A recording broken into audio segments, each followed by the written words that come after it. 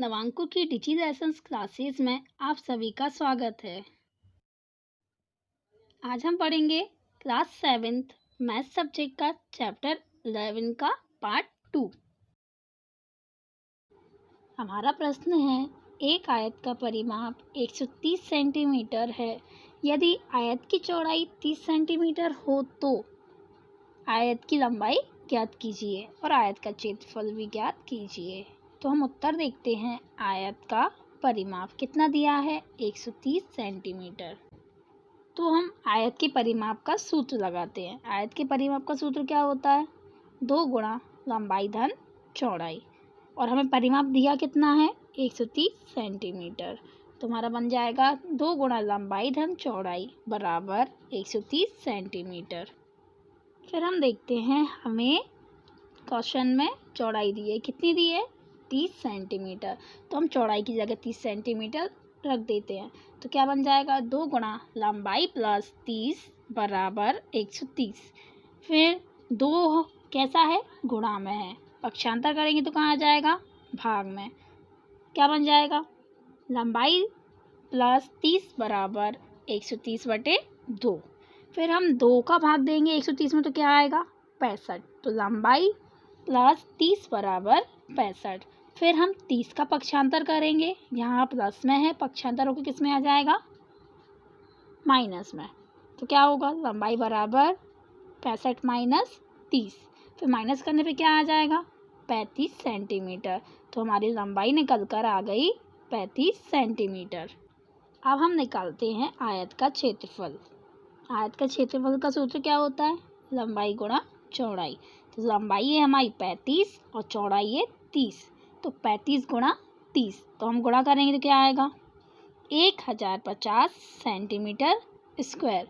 तो यहाँ हमारा उत्तर हो जाएगा, अतः आयत का क्षेत्रफल 1050 सेंटीमीटर स्क्वायर होगा। तो हमें क्षेत्रफल निकालना था, तो हमारा क्षेत्रफल आ गया 1050 सेंटीमीटर स्क्वायर। अब है हमारा प्रश्न, 2 मीटर लंबाई और 1 मीटर चौड़ाई वाले दरवाजे को एक दीवार में लगाया जाता है। दीवार की लंबाई है 4.5 मीटर और चौड़ाई है 3.6 मीटर। तो हमें आकृति दी है और फिर दिया है ₹20 प्रति मीटर स्क्वायर की दर से दीवार पर सफ़ेदी कराने का व्यय ज्ञात कीजिए। तो हम देखते हैं आंसर। सबसे पहले हम आयताकार दरवाजे का क्षेत्रफल निकालते हैं। तो क्या होगा इसका सूत्र? लंबाई गुणा चौड़ाई। तो हमें आयताकार दरवाजे की लंबाई कितनी दी है? 2 मीटर और चौड़ाई दी है 1 मीटर। तो क्षेत्रफल क्या निकल कर आ जाएगा? 2 मीटर स्क्वायर। अब हम दरवाजे सहित दीवार का क्षेत्रफल निकालेंगे। तो सूत्र लगाएंगे, लंबाई गुणा चौड़ाई। दरवाजे सहित दीवार की लंबाई कितनी है? 4.5 मीटर और चौड़ाई है 3.6 मीटर। तो गुणा करेंगे तो क्या निकल कर आ जाएगा? 16.2 मीटर स्क्वायर। अब हम दरवाजे रहित दीवार का क्षेत्रफल निकालेंगे। तो उसके लिए हम क्या करेंगे? दरवाजे सहित दीवार के क्षेत्रफल में से दरवाजे का क्षेत्रफल माइनस कर देंगे। तो दरवाजे सहित दीवार का क्षेत्रफल कितना निकल कर आया है? 16.2 मीटर स्क्वायर। और दरवाजे का क्षेत्रफल कितना है? 2 मीटर स्क्वायर। तो हम 16.2 में से 2 को घटा देंगे तो कितना आ जाएगा? 14.2 मीटर स्क्वायर। तो हमारे दरवाजे रहित दीवार का क्षेत्रफल आ गया 14.2 मीटर स्क्वायर। तो अब हम देखते हैं 1 मीटर स्क्वायर दीवार पर सफ़ेदी करने का व्यय कितना दिया है? 20 रुपये। तो हम 14.2 मीटर स्क्वायर दीवार पर सफ़ेदी करने का व्यय निकालते हैं। तो क्या कर देंगे? 20 का गुणा कर देंगे 14.2 में। तो क्या निकल कर आ जाएगा? 284 रुपये। तो हमारा उत्तर हो जाएगा, अतः 20 रुपये प्रति मीटर स्क्वायर की दर से दीवार पर सफ़ेदी कराने का व्यय 284 रुपये होगा। अब हम देखते हैं 11.2 का पहला प्रश्न। निम्न में प्रत्येक समांतर चतुर्भुज का क्षेत्रफल ज्ञात कीजिए। हमें पता है समांतर चतुर्भुज का क्षेत्रफल होता है आधार गुणित ऊंचाई। तो जो पहला हमें समांतर चतुर्भुज दिया है, तो इसमें हमें आधार दिया है 7 सेंटीमीटर और ऊंचाई दी है 4 सेंटीमीटर। तो हम निकालते हैं समांतर चतुर्भुज का क्षेत्रफल। तो क्या होगा, आधार गुणित ऊंचाई। तो आधार हम रखते हैं 7 और ऊंचाई रखते हैं 4। तो 7 गुणित 4 क्या हो जाएगा, 28 सेंटीमीटर स्क्वायर। तो हमारे पहले समांतर चतुर्भुज का क्षेत्रफल आ गया 28 सेंटीमीटर स्क्वायर। अब हम देखते हैं दूसरे समांतर चतुर्भुज को। तो यहाँ हमें आधार दिया है 5 सेंटीमीटर और ऊंचाई दी है 3 सेंटीमीटर। तो हम इस समांतर चतुर्भुज का क्षेत्रफल निकालते हैं। तो रखते हैं आधार गुणित ऊंचाई। आधार है हमारा 5 और ऊंचाई है 3 सेंटीमीटर। तो 5 गुणित 3 क्या हो जाएगा, 15 सेंटीमीटर स्क्वायर। तो यहाँ हमारे दूसरे समांतर चतुर्भुज का क्षेत्रफल आ गया 15 सेंटीमीटर स्क्वायर। इसी प्रकार से आपको तीसरा, चौथा और पांचवा भी सॉल्व करना है। अब है हमारा दूसरा प्रश्न, निम्न में प्रत्येक त्रिभुज का क्षेत्रफल ज्ञात कीजिए। तो त्रिभुज का क्षेत्रफल क्या होता है, 1/2 गुणा आधार गुणित ऊंचाई। तो यहाँ हमें पहले त्रिभुज में आधार दिया है 4 सेंटीमीटर और ऊंचाई दी है 3 सेंटीमीटर। तो अब हम त्रिभुज का क्षेत्रफल निकालते हैं। आधार रखेंगे 4 और ऊंचाई रखेंगे 3। तो बन जाएगा 1/2 गुणा 4 गुणित 3। फिर हम 2 का भाग देंगे 4 में। तो 2 एकम 2, 2 दूनी 4। तो ऊपर क्या बचेगा, 2 गुणा 3। तो 2 का गुणा 3 में करेंगे तो क्या आएगा, 2 3 6 सेंटीमीटर स्क्वायर। तो हमारे पहले त्रिभुज का क्षेत्रफल निकल कर आ गया 6 सेंटीमीटर स्क्वायर। इसी प्रकार से हम देखते हैं दूसरा। यहाँ हमें आधार दिया है 5 सेंटीमीटर और ऊंचाई दी है 3.2 सेंटीमीटर। तो यहाँ भी हम त्रिभुज का क्षेत्रफल का सूत्र लगाते हैं। 1/2 गुणा आधार कितना है 5 और ऊंचाई है 3.2। तो यहाँ हमारा गुणा कर पर आंसर आएगा 8 सेंटीमीटर स्क्वायर। तो दूसरे का हमारा क्षेत्रफल निकल कर आ गया 8 सेंटीमीटर स्क्वायर। अब हम देखते हैं तीसरा। तो तीसरे में हमें आधार दिया है 3 सेंटीमीटर और ऊंचाई दी है 4 सेंटीमीटर। तो हम निकालते हैं तीसरे का क्षेत्रफल। क्या होगा, त्रिभुज का क्षेत्रफल बराबर 1/2 गुणा आधार कितना है 3 सेंटीमीटर और ऊंचाई है 4 सेंटीमीटर।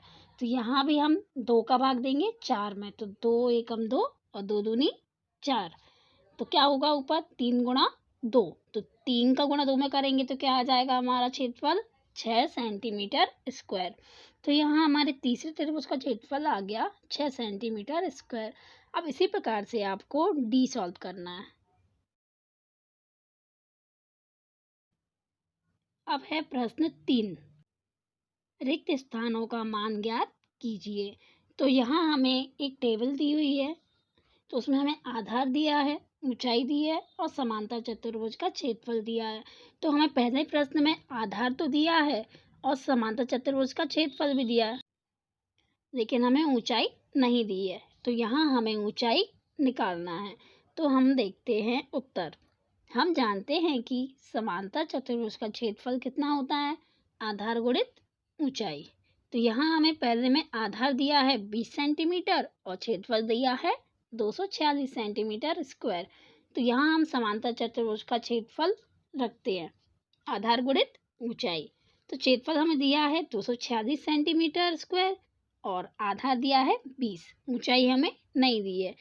तो 20 कैसा है, ऊंचाई के साथ गुणा में है। इसका पक्षांतर करेंगे तो ये किस में आ जाएगा, भाग में। तो क्या बन जाएगा, ऊंचाई बराबर 246/20।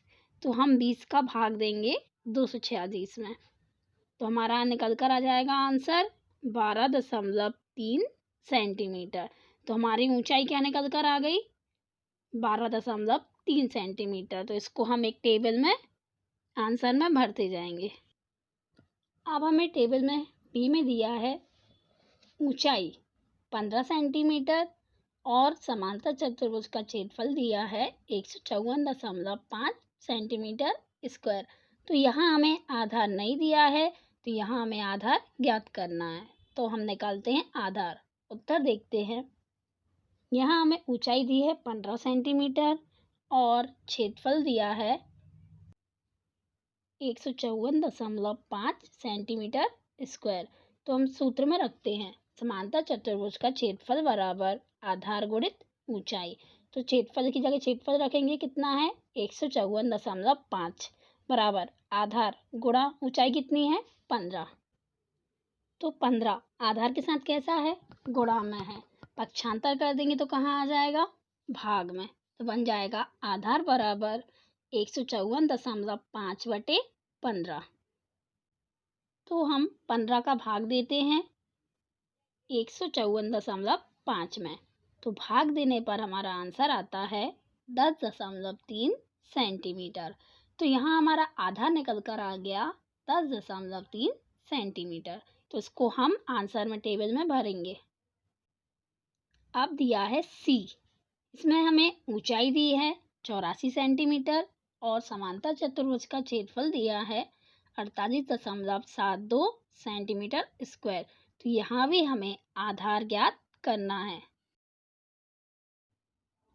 हम देखते हैं उत्तर। यहाँ हमें ऊंचाई दी है 8.4 सेंटीमीटर और क्षेत्रफल दिया है 48.72 सेंटीमीटर स्क्वायर। तो यहाँ भी हम सूत्र रखते हैं समांतर चतुर्भुज का क्षेत्रफल क्या होता है, आधार गुणित ऊंचाई। तो क्षेत्रफल कितना दिया है 48.7 सेंटीमीटर बराबर आधार गुणित ऊंचाई कितनी दी है 8.4। तो 8.4 आधार के साथ कैसा है, गुणा में है, पक्षांतर करेंगे तो कहाँ आ जाएगा, भाग में। तो बन जाएगा आधार बराबर 48.72 बटे 8.4। तो 8.4 का भाग 48.72 में देंगे तो हमारा आधार निकल कर आ जाएगा 5.8 सेंटीमीटर। तो हम आधार को भी नीचे दी हुई टेबल में भर देंगे।